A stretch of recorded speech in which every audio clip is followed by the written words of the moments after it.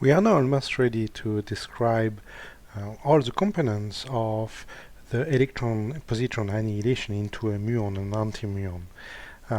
We know how to describe the propagation of an electron, positron, which is just an excitation of the same field but propagating with a negative frequency, and that's why we have an arrow pointing backward in time. And of course we have similar excitations for the muon and the anti-muon. The only difference is the mass of the fermionic field. We know also how to describe the mediator for this interaction, which is a photon, a spin-1 boson, and we know that we need for that a vector field. We also know how to encode the amplitude of probability for this process through the many-path formulation formalism. And we know that our amplitude will only be meaningful if we start from a vacuum and we end up in a vacuum. And therefore we need sources to create particles and antiparticles, and also to annihilate them with the correct properties. So we need to create electrons and positrons, and we need to annihilate muon and anti-muon. So these sources act on different fields, the electron field and the muonic field, for particles with positive frequencies and for antiparticles with negative frequencies. And they also excite the field with the required energy momentum K1, K2, K3, K4.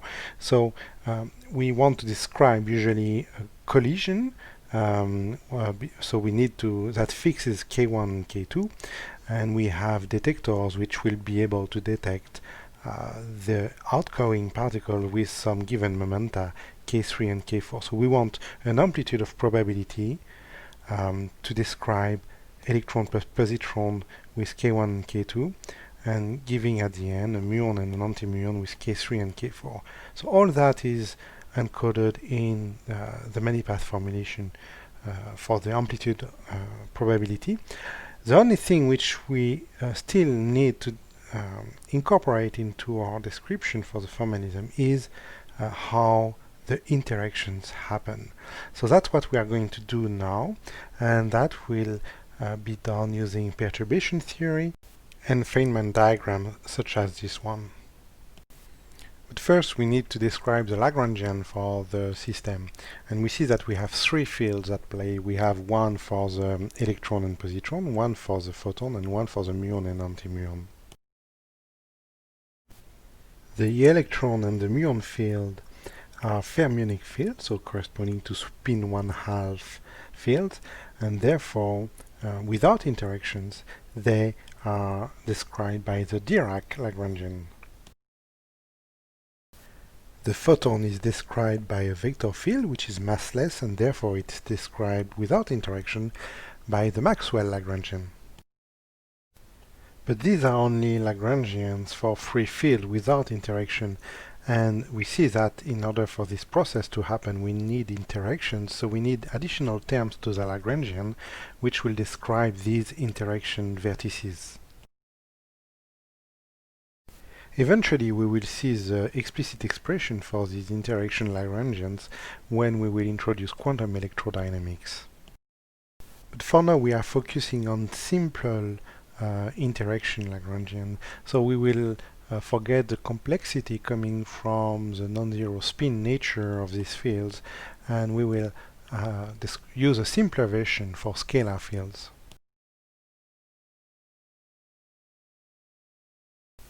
And we will assume that the initial and final field is the same. In that case, the Lagrangian depends only on two fields, big phi and small phi. Big phi is a mediator, so represented by a dashed line, and small phi is the incoming and outgoing perturbation of the field. Now, because we have scalar fields, their free part of the Lagrangian are described by Klein-Gordon Lagrangians. And for the interaction part, we see that the vertex connects two small phi's with one big phi. So it is expressed as a product of two small phi and one big phi. And G is just a number, that's a coupling constant for the interaction, and the minus sign here doesn't play really a big role, it's just a convention. But we can even simplify this problem further by assuming that the mass of the mediator is very large with respect to the typical energy scale involved in the reaction we are interested in. In that case, we showed that we can integrate out the field for the mediator, and we end up with an effective field theory which only depends on the field small phi. We saw that in this case the effective field theory reduced to the so-called phi-4 theory. And indeed, in this case, we have four lines corresponding to disturbance of the scalar field, all connected by one vertex. So this is perhaps the simplest theory we can think of which will describe collisions with two incoming particles with some given energy momenta, and which are then changed into two other energy momenta, K3 and K4. And this is simpler because there is only one field, and it is a scalar field. And that's what we usually use, the phi-4 theory, in order to introduce quantum field theory with interactions, and in order to introduce Feynman diagrams and perturbation theory.